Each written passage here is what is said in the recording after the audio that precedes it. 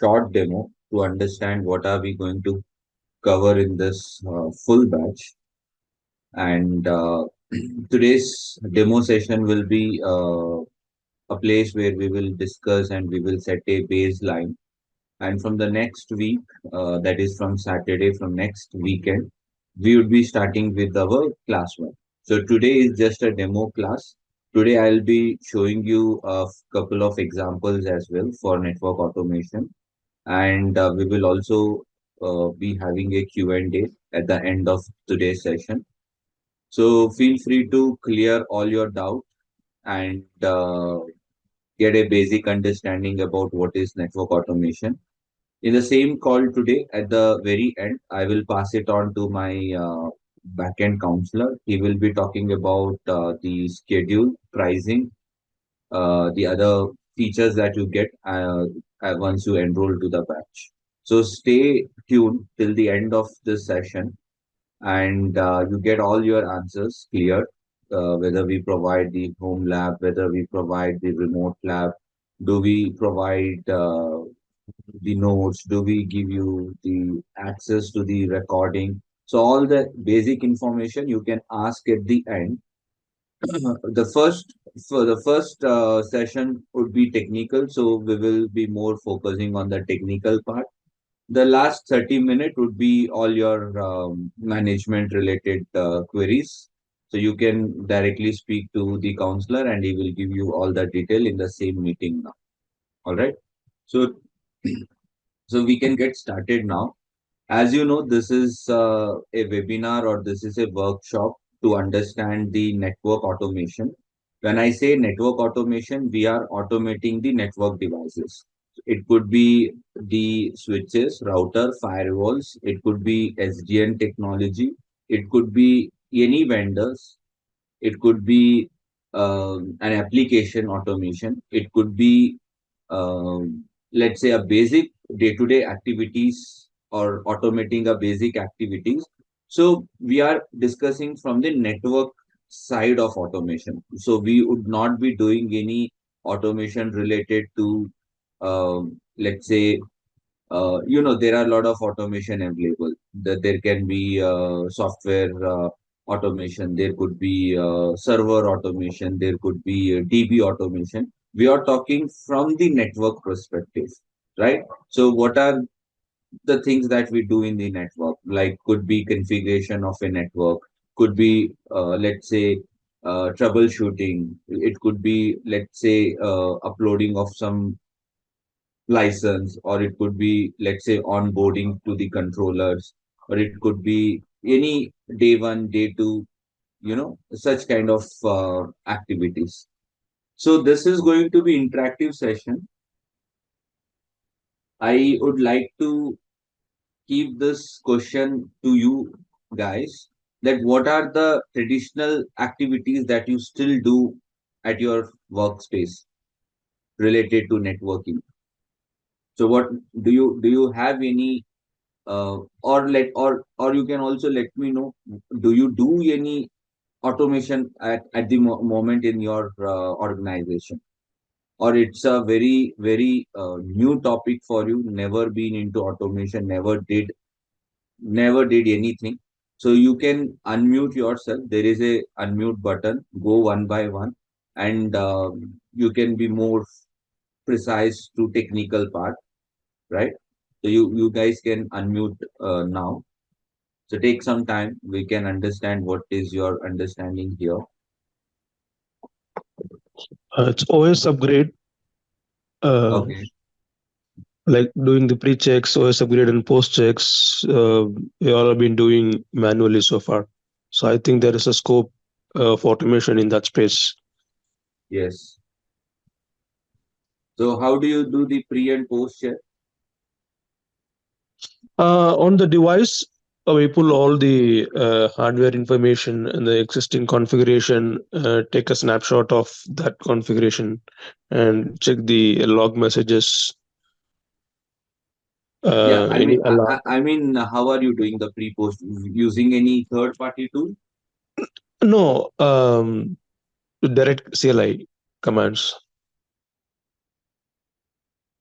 on the device. But how you compare pre and post? You might need some third party tool to do the comparison, right?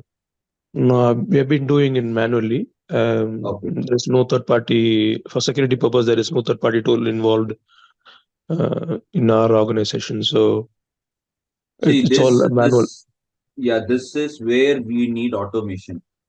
Because when you say you are doing it manual comparison of pre and post, just assume that in your iOS upgrade there were 500 of devices that you are upgrading. Now there is definitely a human error that can happen here, right? So this is a part nowadays people do automation. Now what happens is the pre and post get compared and a diff report gets created. So you just have to open that report and it will be color coded. If there is something missing up after your upgrade, it will show in red. If something is added, it will show in green. So it will be easy for someone to just go have a glance and find out there was any changes after the iOS upgrade. All right, thanks for your input. So who else wants to give some pointers here?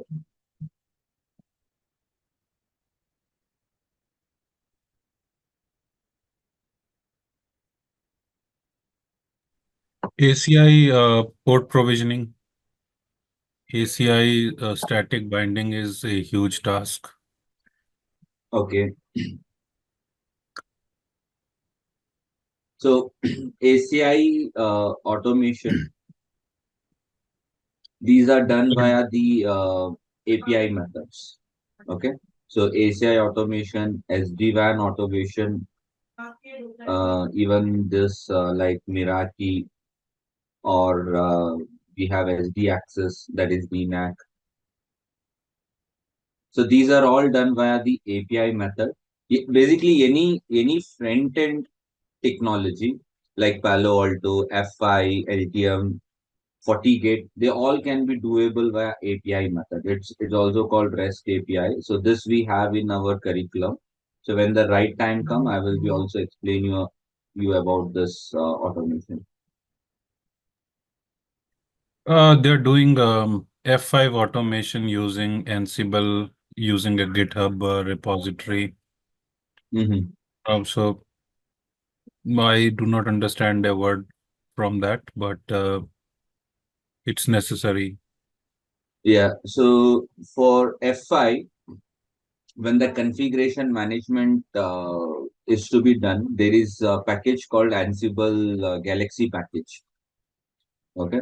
So using this Ansible Galaxy package, we can automate most of the vendors, Cisco, Palo, FILTM, and FGT, FortiGate, because these templates, they comes from the official vendor itself.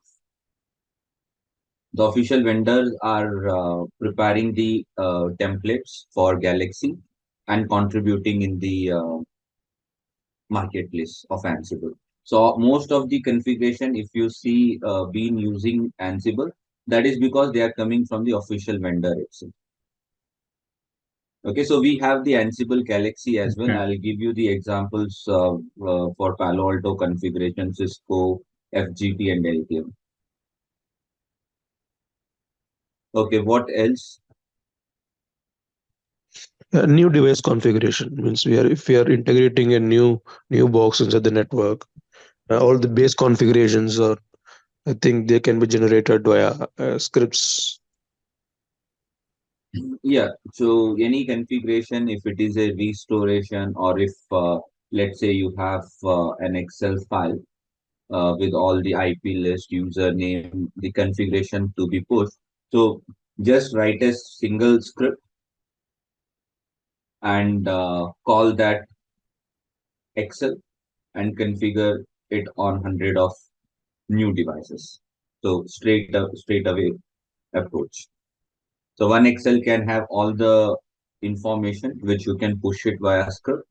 The script basically will read the Excel, convert it into base, a basic data, and this will be uh, pushed to the devices over on SSH. SSH protocol. What else? Device starts posting into external messages, Which one? messenger Come like again? Slack. Device starts. Uh, we want device starts to be integrated to any messenger like Slack or Teams. Device stats to which one? To external messengers like a Slack message or Okay, right okay, now we use Swagger for iron ports, and we want okay. to see if there is anything we can do on other Cisco or any other devices. Yeah. So this integration is Mhm, doable. Uh, mhm, you can do this integration via Python method by having mhm, the needful library. You can also have it with Ansible because Ansible is integrable with Slack. We can integrate when the playbook is run, it is completed, a notification message will be sent over to the Slack saying that CR, whatever message that you have custom mhm, coded in that to be published, mhm, like let's say CR1234 is completed. Okay, so this integration mhm. is all possible. In Python, we have library. We have a dedicated library for SMTP Live, which will handle email notification. Ansible is integrable with Slack and other messenger tools as well. Okay, so this integration you have to do it. There will be need of making the needful configuration on this third party tool, and also you need to Mhm. include that feature on the script. So when you do that integration, it will start publishing the message. Okay. Okay, what else do you think? I think also one more thing, to avoid the mundane tasks, suppose if for more than 10 devices, we have to jump on each and every device to check the configuration and compare that one. If we have an automation, then we can just from the one console, we can just get the output of from the different devices at the same time at one time. Okay, let's say get output from multi-device. Instead of just logging individually one by one. Yeah. So in this case, what happens is if you are following a traditional method, you might have to switch from console to console to pull something. But if I say that you just put a text file and just mention the IP inside that, let's say 1.1, 2.2.2, or 3.3.3, and your Python script will just give you all the output one by one. So you have the output of one's first device, second device, third device, fourth device, and so on till the last. You are not switching any console. You are not manually logging. You can even store the credentials here, and it will do the needful thing. And you can also take the backup of this if in case you are interested to take in a text format, and keep it as a reference, or you can keep it over here as well. Okay, what else? Basic troubleshooting in case of any incident reported. Sorry, come again. Basic troubleshooting in case of Okay, any incident reported. In case of correct. any, yeah. See, when we say troubleshooting, it is a very wide word, because troubleshooting can include L1 or knock or L2 or L3. It could be any troubleshooting like BGP, it could be OSPF, it could be device one testing the protocol, device zero, sorry, day zero, where the protocol is tested, or it could be the day-to-day operation troubleshooting. So I'll give you some example. Say, for example, if you have some script which is written in order to find the BGP neighborship.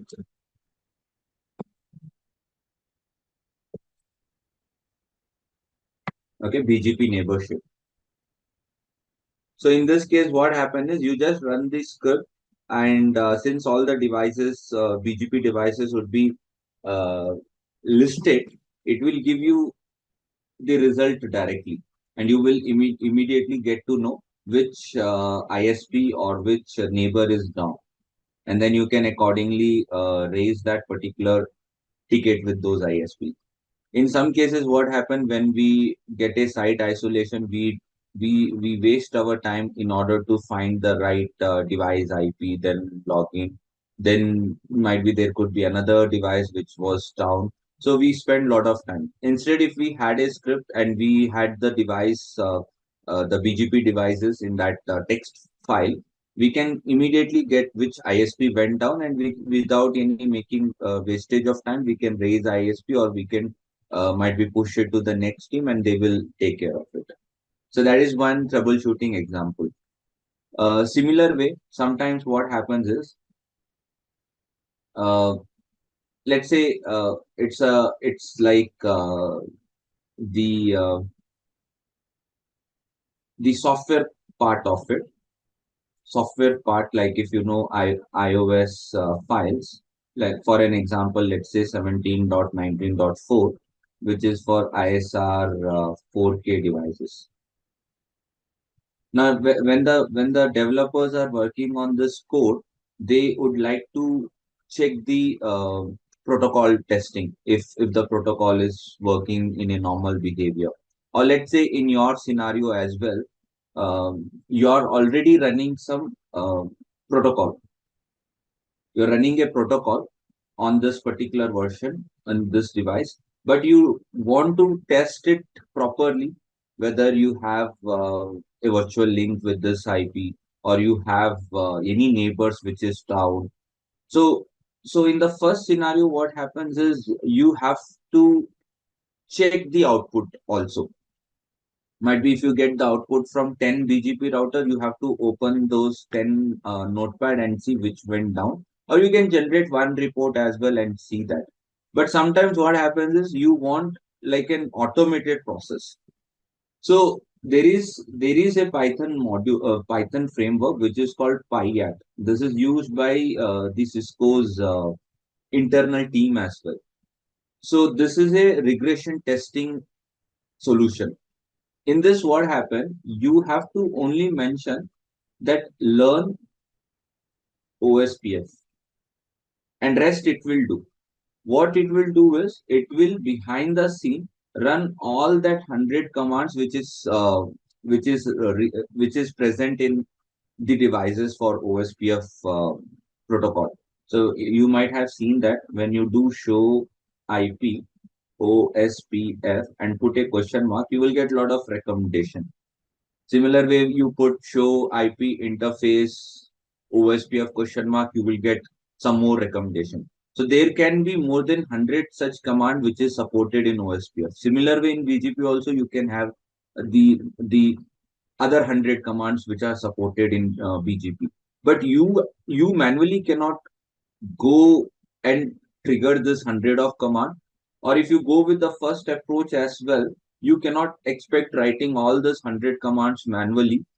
Show IP OSPF neighbor, show IP OSPF database, show IP OSPF virtual link, show IP OSPF sham link. So you cannot expect writing yourself 100 of command. Instead, what you can do is there is a regression testing Python framework which is called PyATS. You just have to put like learn OSPF. Now, what this does it will go check whether it's a catalyst, whether it's iOS XR, XC, Nexus, whatever it is, and whatever supported commands it is available in that software. It will scan through each and every command. You just have to sit. It will do its job where you can see that the command is being triggered. It is taking the output. The next command gets automatically triggered. It will take the output. Wherever you put that condition that the neighbor 1.1.1 is down, then print it is down. If the virtual link 2.2.dot is found, then print that. And final output after the scan would be the one which you are expected. If it is not expected, then it will give you the message also that 2.2. As a virtual link is not found, or it will say 3.3.3 is not found as a sham link. So this possibility is also available with the case of automation. You don't have to do the troubleshooting by tracing out and to remember several commands. With certain modules, you can just put the conditions that this is the IP which I want to look as a neighbor. This is the IP which I want to look as a virtual link. This is the IP which I want to see in my database command. Then it will just scan through all the command and give you the final output. So this is done at the uh, business unit as well when you're running a protocol testing or when you're exclusively working on such protocols, we can use this kind of approach as well. Hey, Sigurd, one Yeah. question. With Yeah, go ahead. PyATS, is that something that you configure and then it's actively monitoring the system and then trigger an alert when it finds an anomaly? Or do you manually execute the command every time to gather the We data that you? Yeah, this is a package which we first install in the Linux terminal or Ubuntu terminal. And whenever I want to run, I will prepare my inventory first. I will then write my script and then I will run this manually. Then only it will start scanning. So once it's scanned, is it a per execution process, or is it something that you initiate and it stays ready and constantly monitoring? This will be running manually when we trigger the manual execution on the devices that we are listed in the inventory. Okay. Can you set So thresholds within that to alert you when something is discovered, or is that part of the process when you execute it? So you want to make a cron job where it runs after a certain time, Okay. something like that. Okay. Yes, we can also include the cron job with the help of another modules where it can run automatically. Let's say every 5 minutes, or let's say every Friday at 8 p.m. So there is a Python library called schedule. Using this, you can do the cron job as well. Okay. So these aren't something that you install, like, say, for instance, like you mentioned, Ubuntu, and it runs as a Linux process in the background, constantly monitoring. You'd have to create a cron job for some of these, or all of the tools Yes, that were. see, Okay. basically these are script bases. Once you install the PyAT package, then you have to write multiple scripts. So let's say Got my it. first script is about learning OSPF. I can make a cron job to schedule it every Friday 8 p.m. Similar way, I will Okay. write my second PyAT script to learn BGP. So that way I can write multiple script, and each script I can schedule as per my requirement. Okay. And last question, appreciate your time. These scripts, are there examples where there's SLA-based, routing SLA-based, rules or conditions that you can add to them? Yes, we can add even those condition as well. Okay. All right. Yeah. Thank you, sir. Yeah. Yeah, hi Sagar, Rahul here. Yeah, Rahul, just tell me. So one question is the tool you are talking about. So is it free or we will have to purchase? I mean, It's purchase from free. the market. It's free. Basically, whatever we do in this class, everything would be free. I don't say it's free because it's some inexpensive one. It's because it's a open source things that we are discussing. So Python is open source, Ansible is open source. The API which we will be discussing is also based on the partner API, which is open source itself. Okay, Okay, so there is no need of purchase or anything that's in the batch. okay, fine. Thank you. Mhm. Sagar, Yeah. one question. In Python, to join this course, any prerequisite level of knowledge is needed from Python perspective? See, from Python, Ansible, and API perspective, I would be taking it from basic level and then we would be doing the practical. But it is better that if you are already, if you ask me a basic prerequisite, then CCNA with at least a 1 year of networking experience would be sufficient. Okay, and there is no other prerequisite that you should already aware of Python or you should be aware of Ansible or API because that will be taught in the class itself. So we will initially start with the Python theory, like variables, comment, data types, strings, numbers, for loop, while loop. So all this will first discuss. The first 1 week could be theory discussion. Then we will get into the practicals for Python. Then we will get into the Ansible topic. Then to the API and to the Cisco Devnet 200901 module. So this is how the pipeline for the courses. Thanks, Sagar. All are vendor neutral, right? Or any specific to any vendor? Yeah, vendor neutral, vendor neutral. These, since these are open source, they are also vendor neutral. That means, especially in the case of Python, just with few keywords, you can change a whole script from between Cisco to another vendor. Let's say you have already written a script or you're already aware how to write a script over on Cisco. Just by changing the keyword and some CLI commands, you can, let's say, if you want that script for pan OS, just change the keyword from Cisco iOS to pan OS, and the CLI command definitely keeps changing across the vendor, and that's all.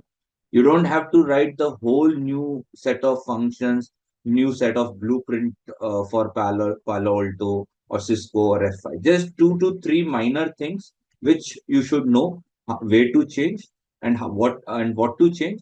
That is sufficient. Thanks, Sagar. Okay, any other technical aspect or activities that you do in your day-to-day production, which we might have not discussed?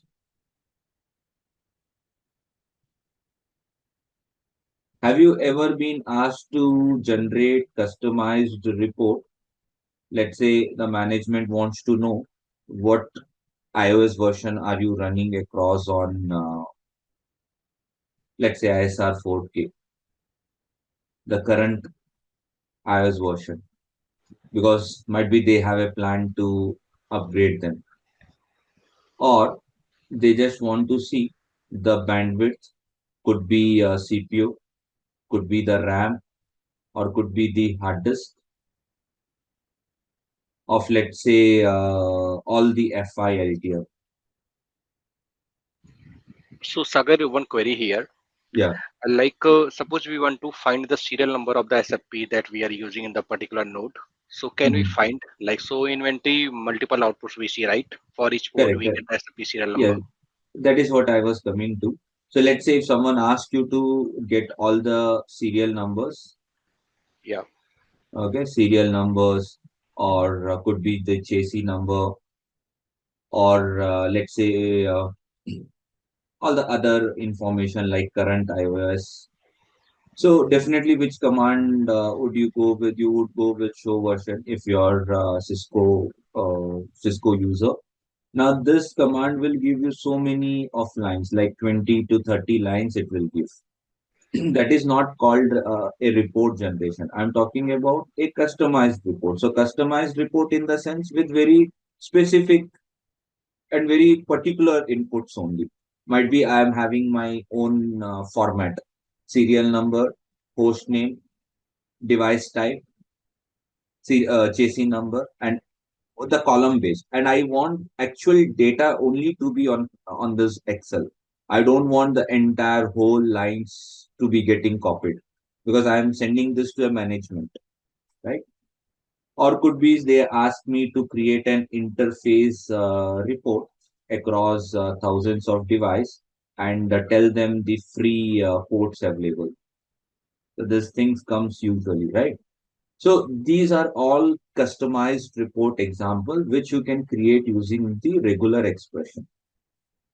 So when you write a logic based on regex, you can prepare and report which will be containing very particular information about the ask only.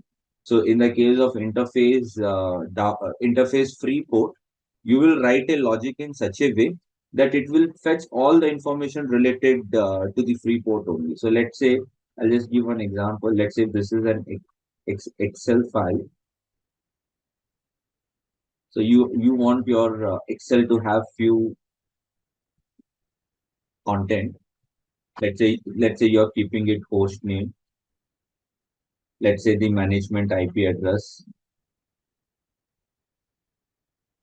Let's say the interface or the free interface, right? So whenever it is fetching the detail, when it come across that there is few interface that is available, it will document it.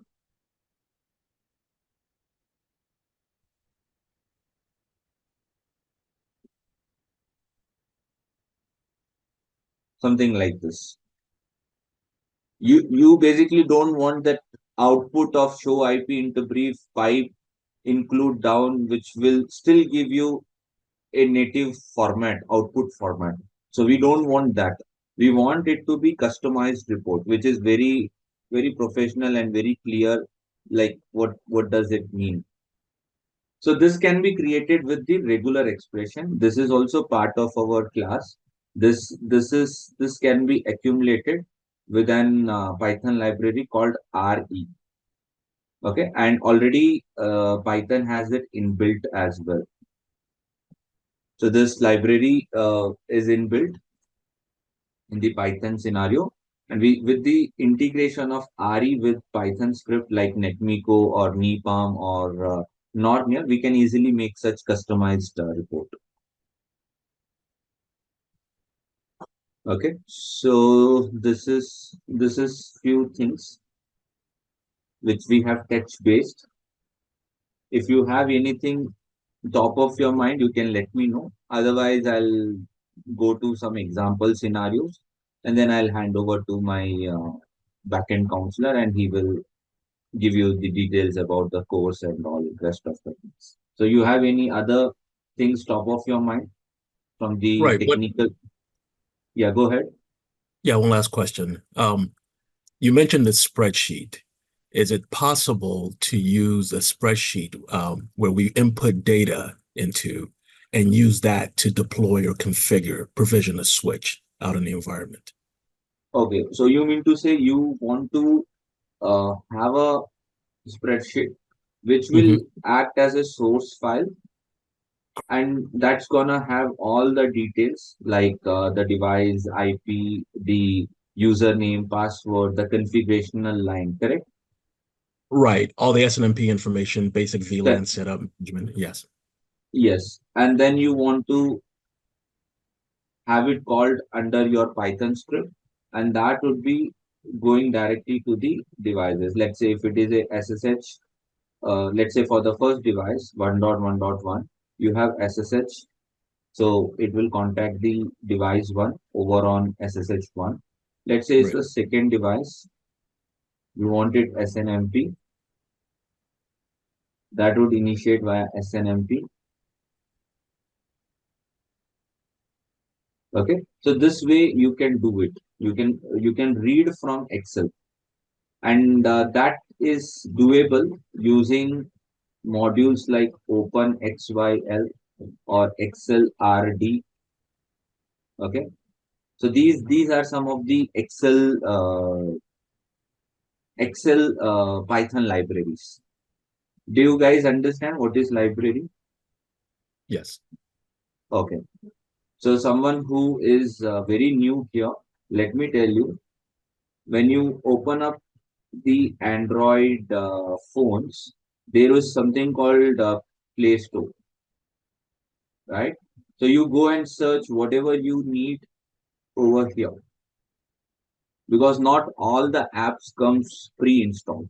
You go to Play Store, you look for the app like Music Player or Adobe or let's say PDF Reader or could be a drawing app. You get hundreds of recommendation. You download and install, and that's how you get that user experience on your Android phone. Similarly, here in Python, there are several libraries. Not all of them come pre-installed or pre-downloaded. We, from our experience or as per our requirement, we download them one by one. So let's say for SSH library, I picked up NetMiko. Let's say for Excel purpose, I picked up Excel RD. Let's say for regular expression, I picked up RE library. So these libraries have to be downloaded. And where do we use, which application are we going to use to write such script? We can use PyCharm. It's a open source. There is a community version. You can also use Microsoft Visual Studio. If you are having a Microsoft Visual Studio license, you can use that. Plus, there are several other IDs, integrated development environment, which you can use, and you can start writing your Python script. So this would be the easiest one, or you can go with Microsoft Visual Studio. Rest could be Atom, Eclipse, Notepad++, Sublime. But don't go with such Notepad++ and Sublime, because they are not user friendly, not auto error detection, and they will also not pop up with the hints and the function names, etc. Whereas this professional ones, they will be much useful and friendliness, especially when you're starting to write with your automation script. So we'll be discussing in the class initially how to install it, how to do the basic setup on this application, and how do you download the libraries, right? So there is a process for doing that.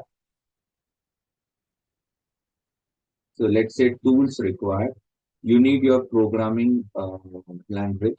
So let's say we need Python or Ansible. Then we need the ID, the application which can accumulate this. So let's say for Python, I would prefer going with PyCharm or MS Visual Studio.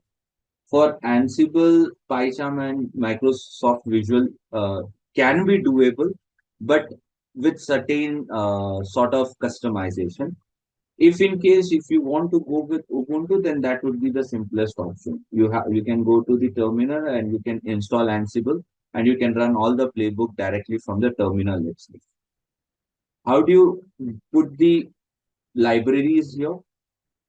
Libraries can be downloaded and installed inside PyCharm directly. So I'll be showing that it's a graphical process. Certain clicks on certain tabs and search for the library like netmiko nipa and install. It's very easy step on both of this application. Whereas in this case, any package that you do, you need to do it with the pip command. So let's say pip install, or especially when we do the Ansible Galaxy, we will need to download those packages, vendor packages. So that can be doable. The commands are just a single line of command, right? So this is for Python. This is for Ansible. Similarly, when we talk about the REST API, I'll make use of an application called Postman tool. This is more of graphical, very easy tool. You just have to know where to put the API fetch call, where do you select the HTTP operations like get, post, patch, put, delete, where do you put the variables, where do you define the username and password, where do you define the API keys, and then there's a button called send button. You just send that and you get the output. I'll also show you how to configure something. Where do you put your payload? Okay, the format of this payload would be JSON method. So that is API method. So these are some automation concept that we would be covering in the whole curriculum of 2 to 3 months of this batch. Python, Ansible, REST API, and these are something majorly used in the production. Okay, Sagar, So any yeah. so Go ahead. so far we discussed various options, right? the automation options. So in the course, will you cover all that what we discussed using a single topology, a network topology, or Yes, yes, I'll show the network topology that I have here. So this is the lab which you guys will get. So in this topology, we will have Palo Alto, iOS XE, ASA firewall, FortiGate, Arista device, Juniper device, the Cisco router, Cisco switches. So these are all that we can power on. So the way this to be power on is right click and just start it. right? But like I don't know. See, I don't know like Arista, CLI, and all. What if we are not aware of any particular vendor's See, CLI commands?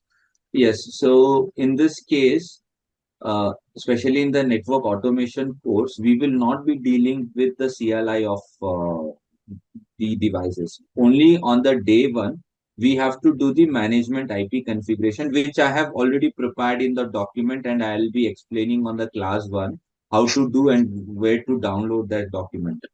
So once you have your document with you and once you have the lab access with you, whichever vendor you're okay, you have to only use them, though it might have all. The reason to keep all, because for some might be Palo is very much priority, for some might be Cisco is a priority, for someone let's say Cisco ASA firewall is a priority.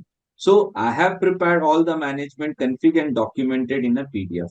Now you, it is up to you, you can configure only that part, and whatever we are discussing in the class, might be I'm showing it from the Cisco perspective, you do make changes, minor changes, and you do it on the Cisco ASA firewall, or you do it on the Palo Alto, or if you're stuck while doing something, you can let me know. We have a community group as well for all the enrolled people. So you just put the screenshot that I'm stuck at this point. I'm trying to do this Cisco script on the Palo Alto, but I'm getting stuck. What to be done? Then I'll give you pointer for that vendor.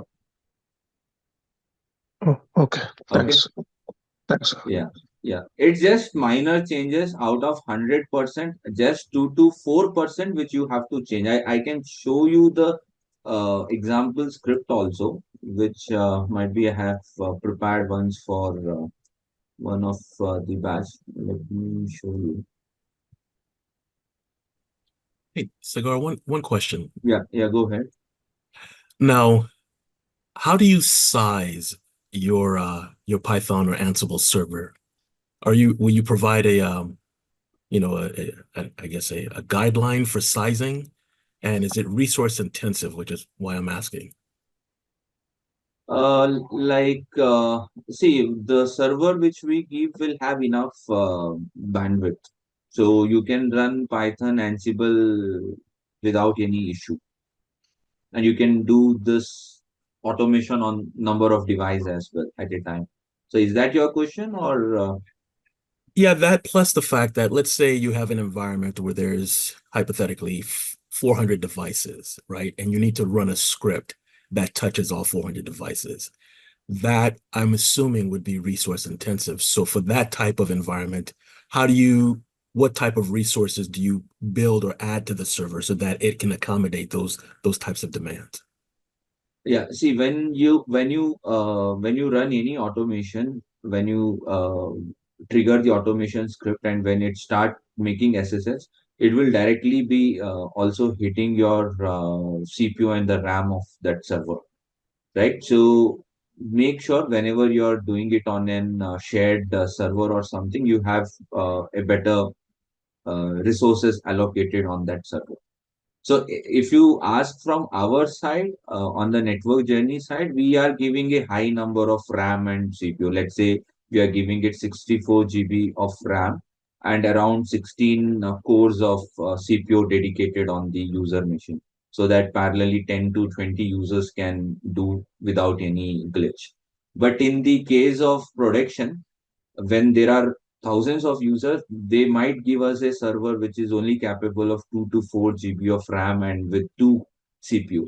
So in that case, we can still make the automation on 400 device, but we have to do it in a very smaller numbers initially, like one device at a time. So the elapsed time can be little more than what we can do it using the concurrency process. Okay, thank you.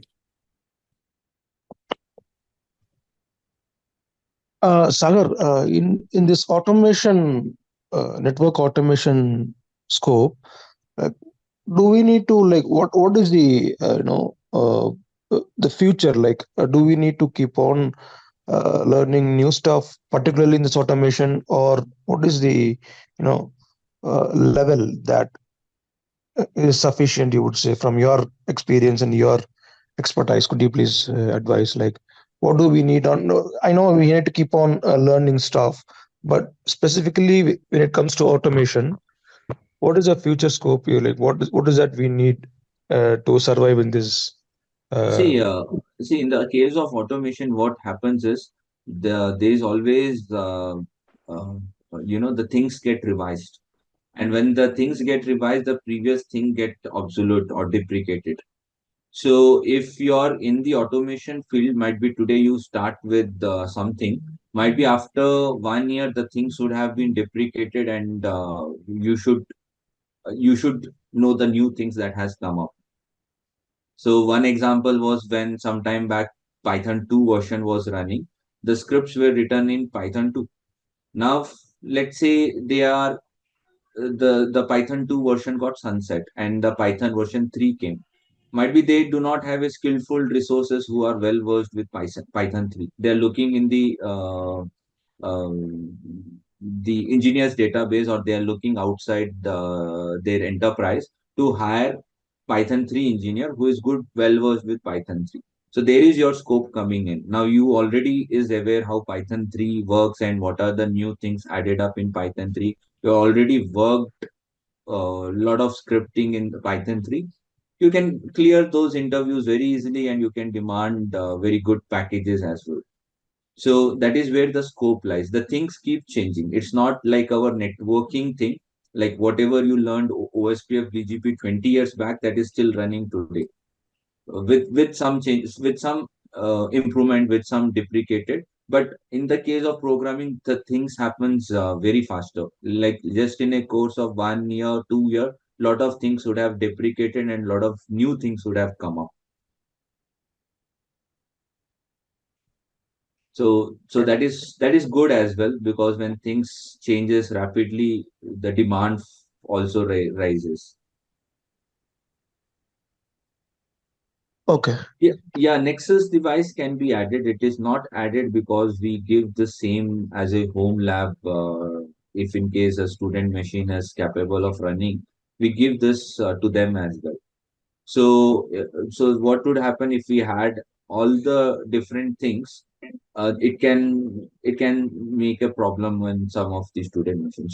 So if there is a need for any particular thing, we can add it. We can delete few things. We can add Nexus also, or if you don't want Palo or CSR, then we can add Nexus. So customization is possible. Yeah, the recording for today's session will be provided. And regarding the automation related to SDN controllers like SD-WAN, ACI, and DNAT, I'll be showing you with the help of API method. So that is part of the DevNet. So let me show you the curriculum once.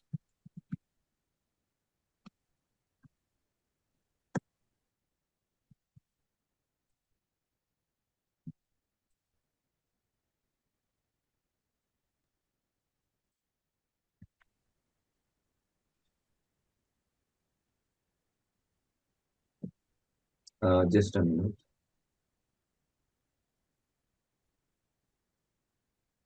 Just a minute. Give me only 2 minutes.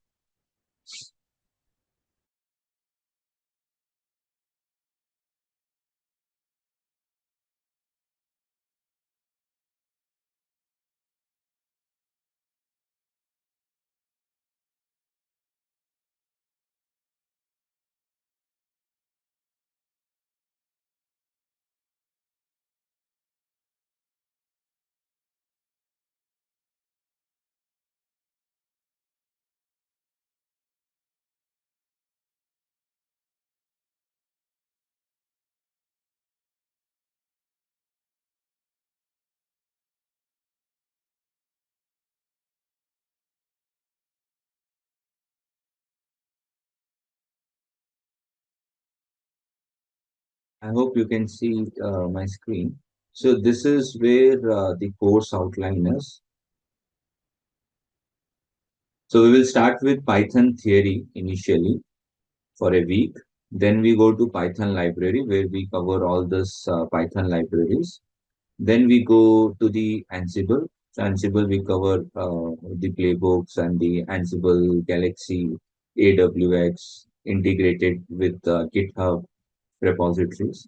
Then we go to the API, and here is where those SD-WAN and the DNAC, those things comes up. And then we go to the yeah, let me complete this. Then we go to the Cisco Devnet curriculum and project. There are 10 projects. That means during the course, while we go in a systematic order, let's say we completed some good number of scripting. So I might give you one project some weekend, asking you to do it and give me the output uploaded in the portal. So it will be based on the topic that which we would have text based our last weekend, etc., or our previous classes. So that is just to make you guys write the script so that when you write, you will do mistakes and you will start thinking or looking into the errors and try to fix the issues. So the project are from that point of view that you start writing your script yourself. So at the end of the batch, we expect that the participant are able to write their own script or they are able to do the project by themselves, so they are able to read from Excel, they are able to generate an CSV spreadsheet. So that is what the projects here means. Yeah, go ahead. Sorry, someone was asking few things. So, Sagar, will you be showing how to create the API server and all of that? Which server? API server. API or AWS? Didn't understand. In the API server. So you're going to make some REST API calls, right, to configure it? Yes, we are going to make the fetch calls on an existing APIs. So the APIs that is given for SD-WAN, DNAC, and the ACI, that I'll be showing you from the Postman. How do you fetch or how do you configure or how do you delete an element from there? Okay. Okay.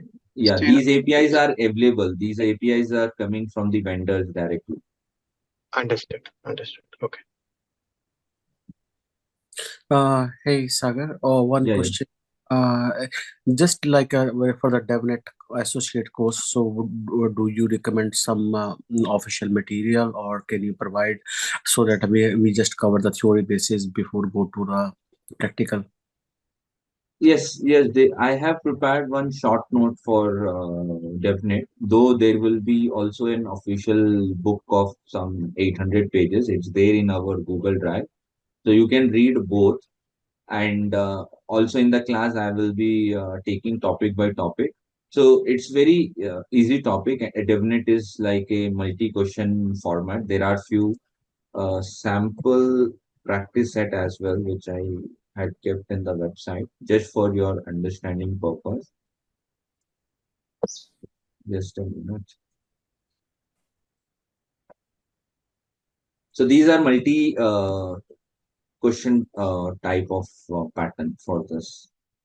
Okay, so there are some short notes. There is official textbook, and even in the live class, we will be talking about those topics. Okay, thanks.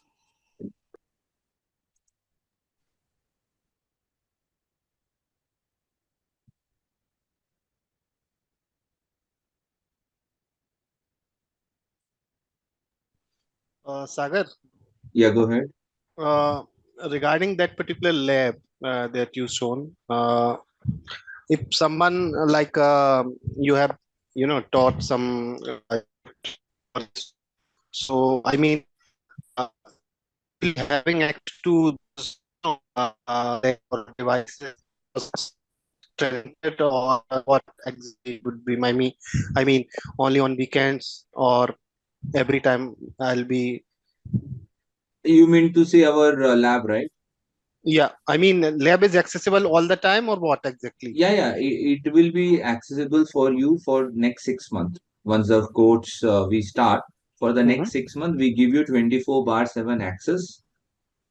You can access, you can spin the nodes anytime. It will be your under your access only. Mhm. Okay, so everyone will get their own instances, and after 6 months also you might ask what after 6 months. Mhm. So we are giving you home lab setup as well. So for home lab you need minimum 16 GB above RAM and might be 4 core CPU. You can check that in the task manager of your laptop or computer. And if that much you have, you can run in your personal laptop as well. Okay. Okay, and 15 days extension, 20 days extension, we also do in addition to 6 months. So after 6 months also, we don't stop it immediately. If you're still in middle of practicing something, you can just send us an email that you need some more time, and we just extend for another 20 to 30 days. So that's okay for now. Great. Sagar, if 20 students are there, so for all 20 students, each instance will be there till 6 months, is it? Correct. Yeah, because we are hosting lot of servers in our data center, so Okay. we create number of VMs for this. So let's say in one VM we put 5 users, so that way we create 5 to 10 VMs for the participant. So it you can also access them via public manner. So I'll just show you one example how our participant use this. Let me share my screen.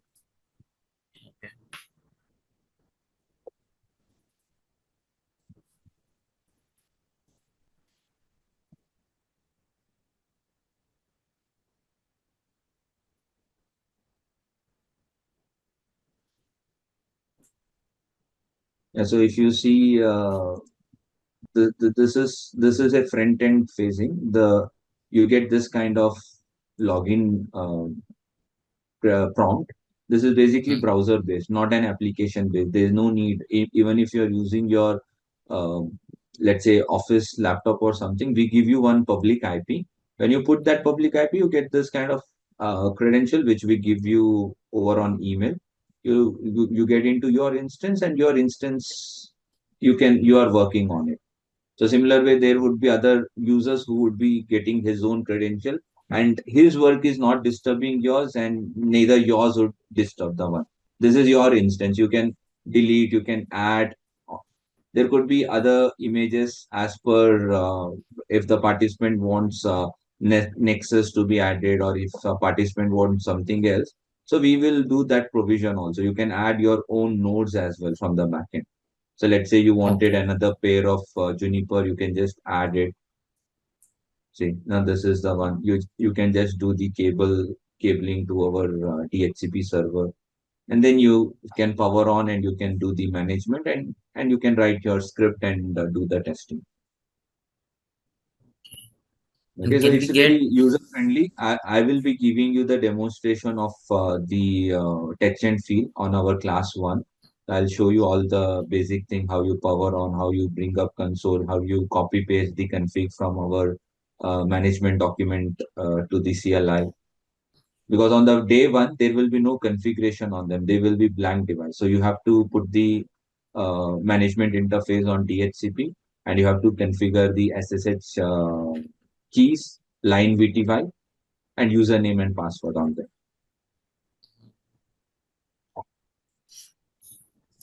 and we'll get recorded sessions for Yeah. each Yeah. All, session, all, each all class. classes are recorded, and it will be put in our Learn portal.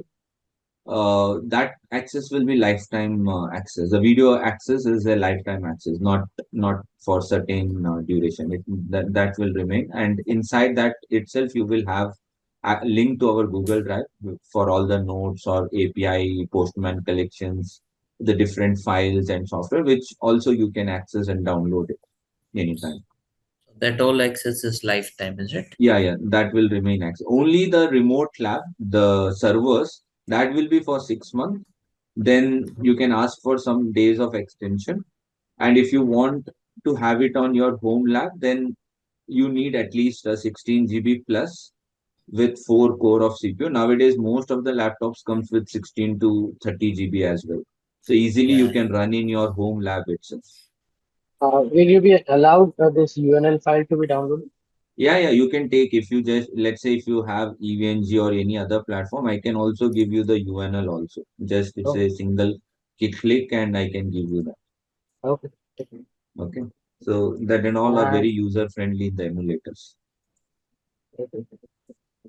Cisco Devnet, are we using Cisco proprietary tools or Yeah. In we- Cisco Devnet, it will be Cisco things only, Cisco tools and all those things.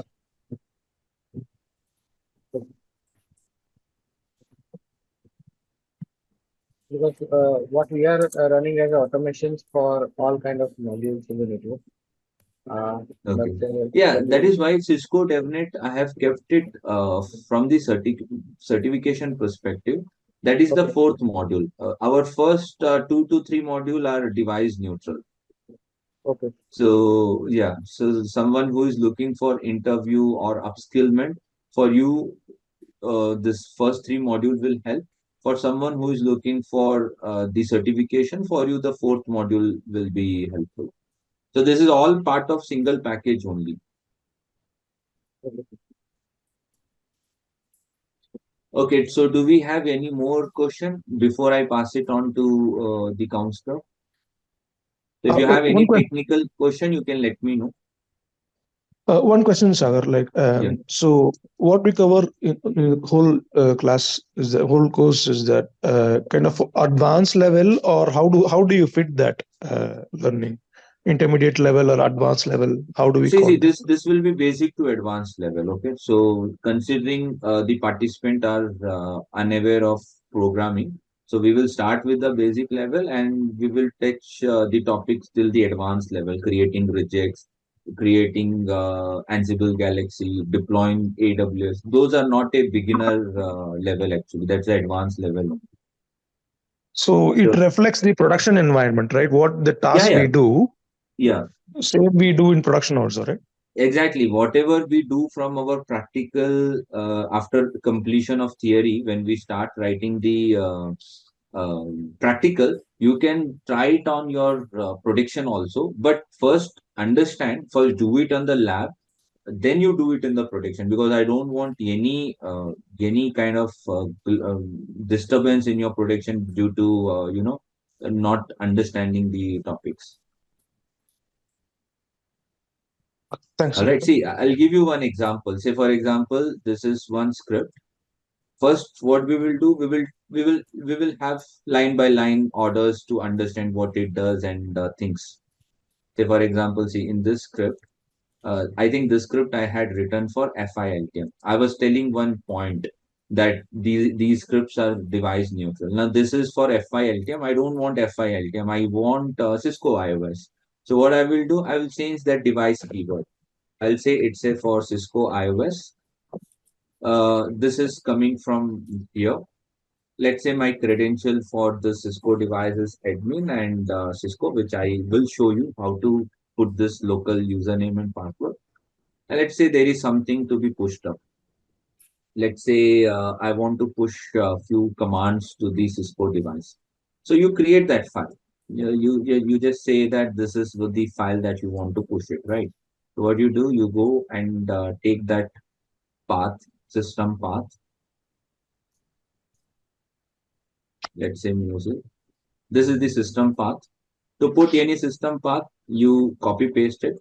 But you see here, there are certain times when your Windows system path will start overlapping with the Python programming functionality. See, do you see that the color has changed? So if you want this to be treated as a system path, then you either go with a escape violation, that is by adding this forward slash everywhere, or if you think that is too tedious job to add, just put R. R stands for RAW, which means raw. I mean, what it do is it will say the Python scripting that treat this as a system path only, not to treat it as some Python functionality or overlapping. And you put this file name also. Let's say you copy and put it here. whatever configs you want to push it. Now, what will happen? Your script is locating that file, reading the content, and then it will go to the next step. So, what is the next step? Let's say next step is to run few commands. Let's say you want to run this command.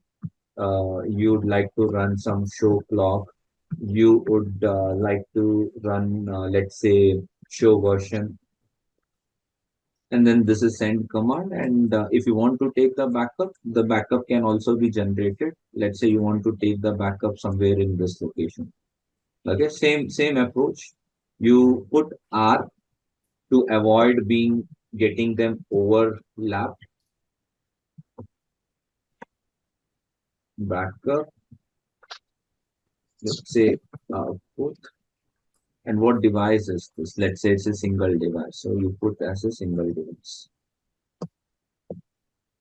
Now what the script is going to do? The script is going to talk to your Cisco device over on SSH protocol. It will do certain configuration from that particular file and also will do some show commands and give you the output at this particular location. So this is a simple script which we have written. On first day, you might feel this is so many of lines and very difficult to understand. But once we start writing in the class, we will be writing it one after one, say one by one. So you will understand what that line makes sense or what is that line is used for. Since it's a demo class, I have to do it in such a way that you guys don't get bored. So to run any script, you just right click and you just click on the run. You can see that the script will start running. And this is the output prompt at the bottom. You can see the things happening here. So the first job was to configure something. So it got configured. See, you have the logging host, you have 3.3 got configured, you have the router OSPF, you did fetch with the do command. Basically, all the things that you had put up in this file. So you said you want to configure this, you said you configure this, you said you want to take some show commands. Fine. Then what you did, you said you want also some more command with the show method. So that also would be reflecting here. It is a very lengthy command, lengthy output basically, because tech report will give you a lot of lines. So you have to scroll to get that show IP into brief. See, this is where the show version, show clock, and show IP into brief is. So this is show IP in brief. You have show clock and you have show version. And also you mentioned in your script that you don't want the output of entire thing. You just need it only of this three commands, right? So go to that folder wherever you said you want that to be. You said you want it here. See, the file is generated. Open it up. See, you have the output with you. So at the time of any configuration maintenance window or iOS upgrade, you can just run the script and it will take all the pre commands. And you can also put certain modules here with the help of which you can generate some diff check report as well. See, I think, yeah, I have from my previous class. I'll show you how does the automated diff check reports are created. So when you prepare certain script with a certain logics and put integrations, this kind of files get created automatically in the backup folder. So when you just click on them, it will give you the clear indication what got changed, what got added, what got modified. Okay, so this is part of the curriculum itself. It will come up when we discussing the module 10, 11 over here. Sagar, one question. So I know you guys are using Windows. I have a Mac, but while we using this tool like Postman or like PyCharm or other tools, I want to use VS Code and its integrations. How hard is it for me to going forward with this course? Like, See, you want to make use of Microsoft Visual Studio? yeah.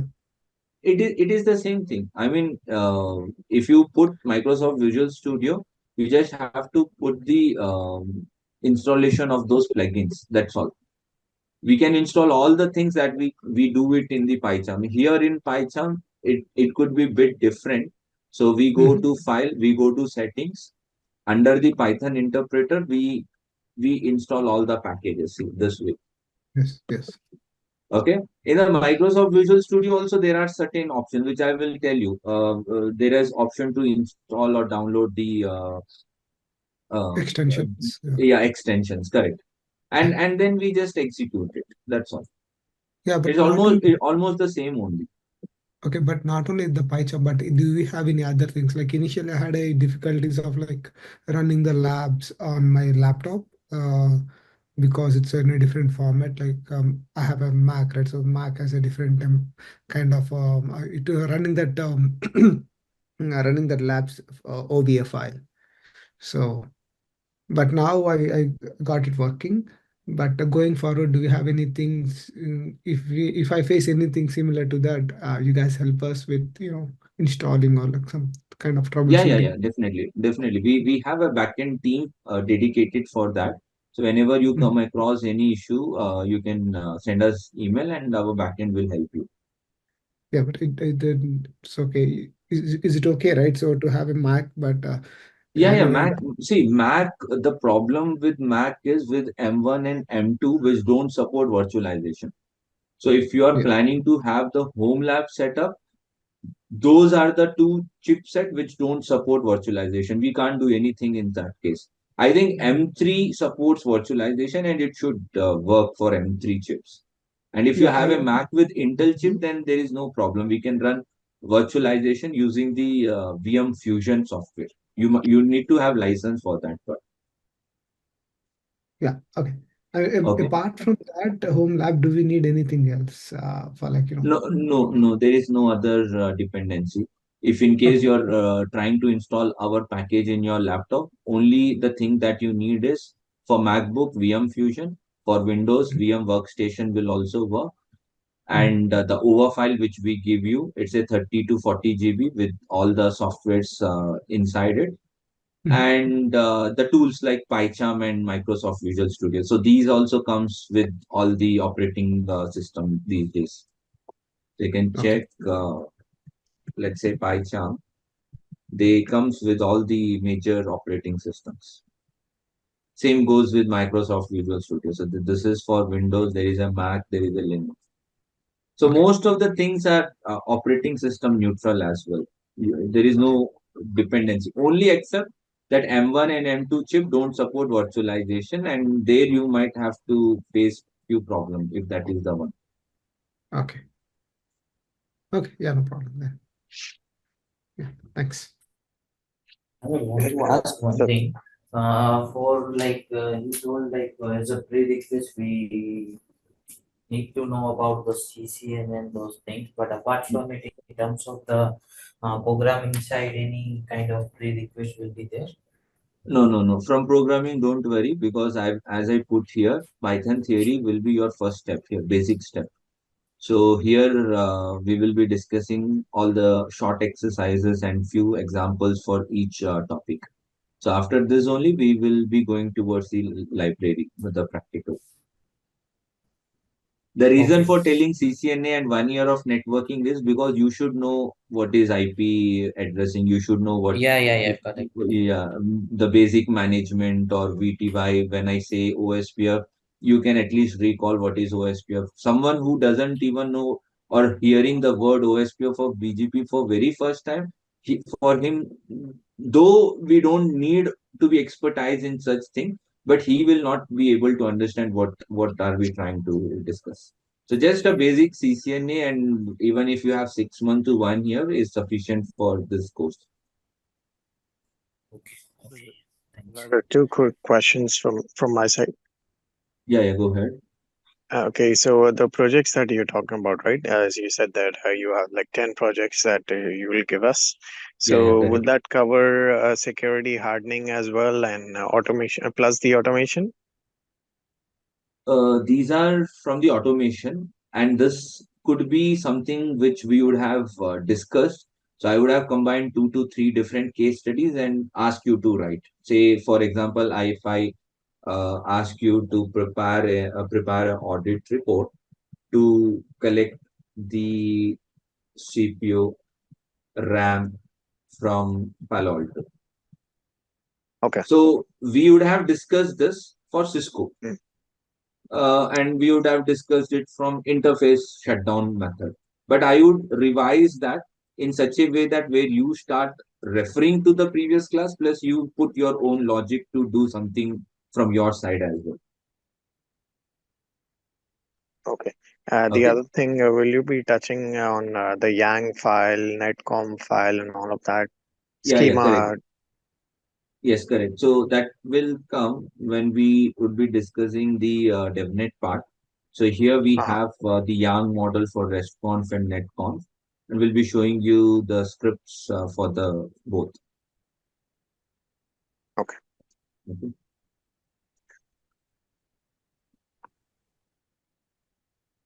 So I'll show you one more thing. Let's say,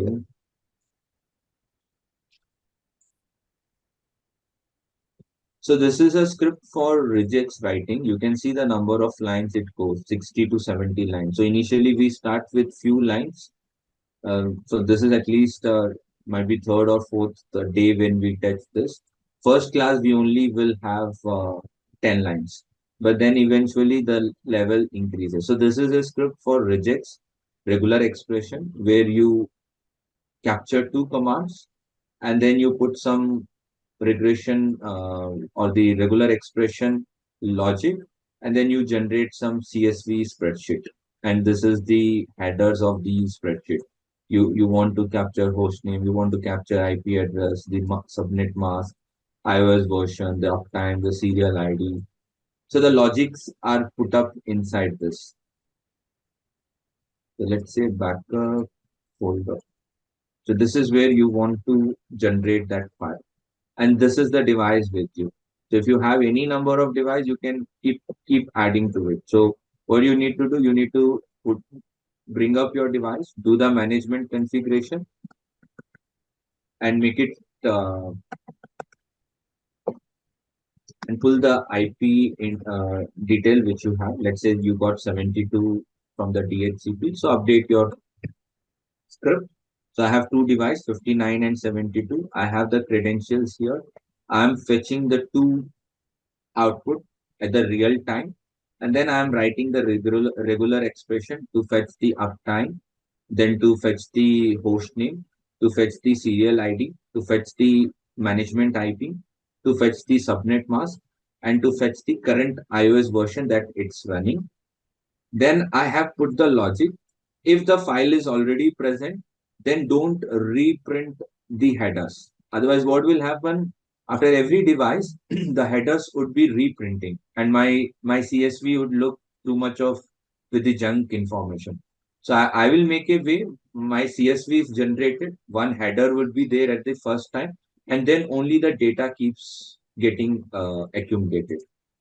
So when I run the script, so to run any script, we right click and there is an option called run. And in the output terminal, you can see what's going across. It says that CSV is generated.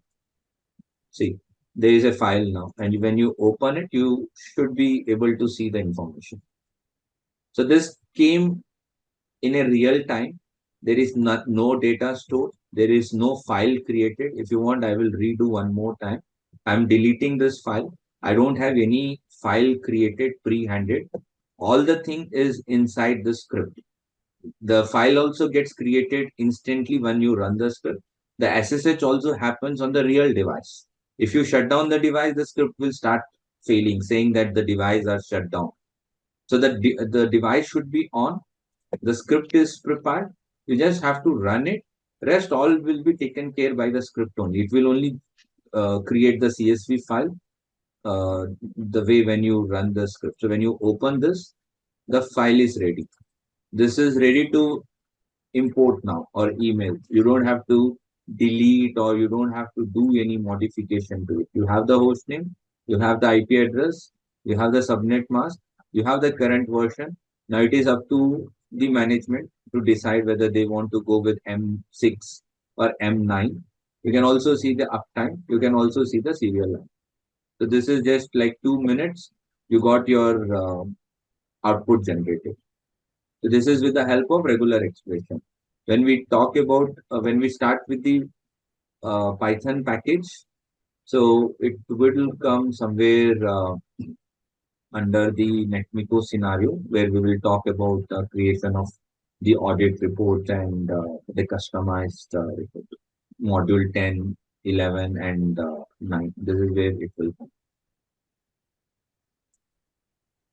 I believe you got the meaning of the example. We have not got into depth. That is because we have not started the class now. Without starting the class, if I even start talking something from this, you will get confused and you will not be able to understand. So that's why I'm showing you the example so you know what is the potential of the automation. Whatever we do, the script you can run on your production also, because we are not making any configuration change. It is all fetch thing. So that is why I said first you attend the class, do it on your lab, then you can recreate this on your production and make use in your production to fetch something and make your networking job easier by all the automation. Okay, Sagar, you cover yeah. NSO, Cisco NSO as part of this course, or NSO, there is a small topic which comes in the DevNet, but not much in depth. So from the DevNet perspective, there is a small topic NSO, which I will show the dashboard under the sandbox. Okay, thanks, sir. Yeah. I'll also quickly show one more example. Though I have few, but let me show you one more example. Now, see, Python is considered as a backend programming tool. That means you keep writing. Now, not everyone can do writing or can do some changes, because let's say this is a script which you created yourself, you handed over to a junior folk and you're asking him to do some changes. But if he's not well versed with programming, even a small comma, if he miss, he can he can make a big mess by having any changes on this. So there can be also created some graphical interface for this program. Say I have making use with the package called ThinkTow. When I run this, so let's say I have prepared this, I give this to the junior, I ask him to run this. So when he run this, one front end will come. Now this will not disturb the script, neither there is chances of him doing any configuration change, because this is only very limited for him. He can only put the device, or he can fetch the device that I have put in my notepad. I have mentioned R1 and R2, so he can only access this two device. I don't want him to interact with my core devices and do some kind of bug or something by putting a show command or something. Might be these are some access layer switches and he's doing a very minor things like MAC address tracking or ARP address tracking, or he's aware of the device, then he can put that device IP also. So let's say 59, and let's say he will log in with his credential, and let's say he wants to take show IP in the brief output. Okay, and he will connect. So the output is here. If you want to save it, there is an option to save as well. There is option save, configuration save. So this is also you can get a solution if in case where you are a senior resource and you want to have a solution developed for your juniors or interns where they do a very minimal without much getting into the script. So this portion also I will take up in the class where I'll give you the pointers where you can create such application. All right. And if someone wants to take it from the device, then he can also make the changes here. So when he does, you can see the IP keeps changing here. R1, R2, R1, R2. You can put any command. If the intern is not aware of the command, then you can also have some pre-configured command, because you know that these are the command that a knock team would use. So put those command ready-made so that he don't have to uh, depend on someone to get even that thing. Let's say if he wants to fetch the host name,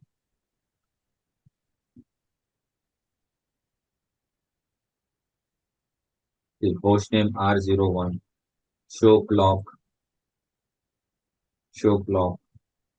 let's say show IP route. So this is happening without him getting into the backend. He will just be accessing this, and with very limited option, he can do the thing. Might be, sometimes you are a senior resource and you have to train them how to even do a SSH on the device by going to the server, by showing him SSH, and a lot of other things. And they do the basic level of interaction. All right, so that is couple of examples, and we had a touch base done on the automation topic. So if you have any more queries to be concerned or to be answered from my side, I'm there for next 5 minutes. If in case we are good with technical and you want to understand the next process, then I can hand over the call to my backend counselor and he will explain you the next step with pricing, the materials that you get, and all the things in a systematic order.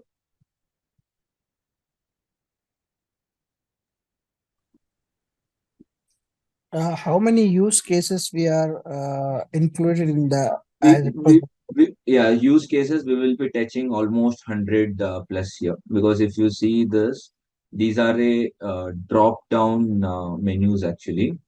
Under each there are a set of case studies, and this was prepared sometime back, 2 to 3 years back. So in this there is no mentioning of graphical interface and a few things, because those were added up recently in last 1 year.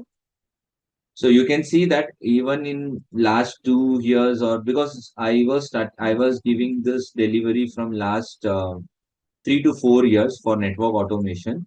So even at that time, I was touch basing around 70 to 80. You can see there are a lot of things mentioned in each drop down. Now, definitely the things have been increased as per the trend. Lot of things have been introduced. So easily we are touching 100 plus of test cases. Okay, thank you.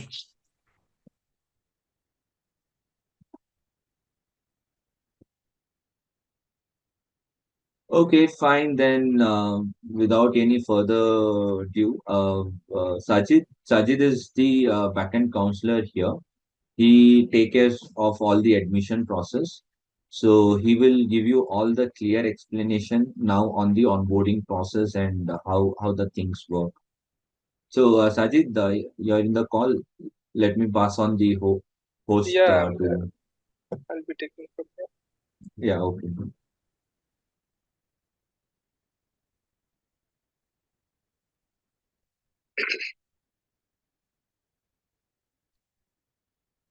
Yeah, hello everyone. Myself Sajid. I'm a student relationship manager and plus the counselor. So I am here to give you details on the regarding this Python network automation course with the end-to-end details regarding course enrollment, materials, access, pricing, all these things. Details will be given by me here, and you guys can see my screen, right? So can you?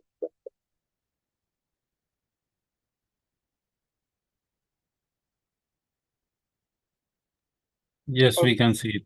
Okay, thank you. So let me start with the first slide. So here I'm starting with the course syllabus and class schedule. So this course will be Python network automation course, and under this course we'll be covering Python, Ansible, API, Devnet, then PyATS, then SD-WAN automation, then firewall automation on Palo Alto, FortiGate, FILTM. So basically from basic to expert level we are going to take here, and many more things will be covered as Sorry per for the interrupt you. We have not included the firewall like Cisco FTD. yeah, that can be also taken. Just major firewalls we have mentioned here. Once our trainer Sagar sir has showed here, so like that you can implement on the other firewalls too, in the live scenario. You Okay, got you it? can.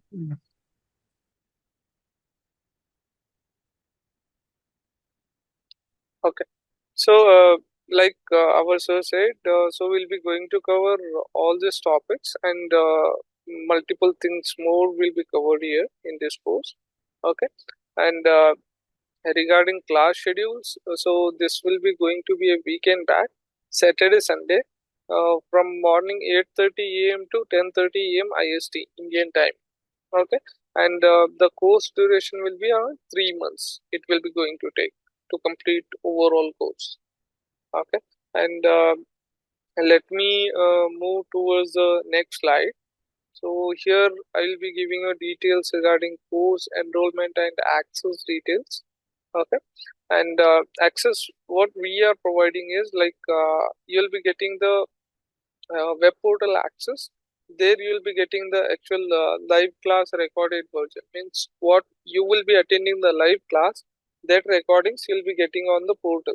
So that in future, if you want to go through the videos, if you want to practice something, you can go through that similarly. And might be you'll be preparing for some interviews or anything it may be, you can go through there on the web portal, and you can overview the recordings from there, and that will remain with you for lifetime access. Okay, uh, and the next will be the like you will be getting the remote lab access. The access will be for 24/7 unlimited. Whenever you want, you can access the labs.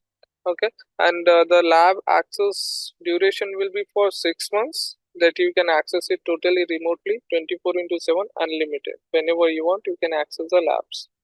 Okay, and we'll be providing you the dedicated materials like workbooks, PPTs, PDFs, and step-by-step lab manuals. And let's say, as our sir said, you'll be getting the this one script materials. Let's say today our sir has completed the class, and then instantly you'll be getting the scripts as well by a dedicated group, or somehow we will share it to you, and you can download and you can implement in your lab environments, and instantly you can confirm to the trainer as well. In the class you'll be overviewing the your scripts as well. So like this you'll be getting all the material step by step, and that can be downloadable, and you can keep it with you as well, and the G drive access remains with you for lifetime. And we'll be providing you the dedicated materials we'll be providing you 24/7 backend support. Will be let's say you're getting any issues, any problems, like while practicing the lab you are facing some challenges, and you are not able to move forward in the labs, or you're getting issues in the modules, or you are not able to understand some certain topics, issue related to the web portal, or anything it may be, you just need to raise a ticket on our support here. One of our team member will connect with you, and we will resolve your issues accordingly in meantime. Okay, and one more point, you'll be getting the home lab setup assistance as well. Let's say if you have the good configuration of your system, then we will help you out to set up a home lab, so that once you are done with your remote lab access, further you can practice on your personal laptop. Okay, and that will remain with you for lifetime access. Whenever you want, you can access the labs, and you'll be having the recording access for the lifetime too. So basically you'll be having all the materials access once you've done this course. Okay, and backend support will be also remains lifetime. Whenever you get any concern, any thing need to be asked from our end, so we'll be there to answer you after the course completion as well.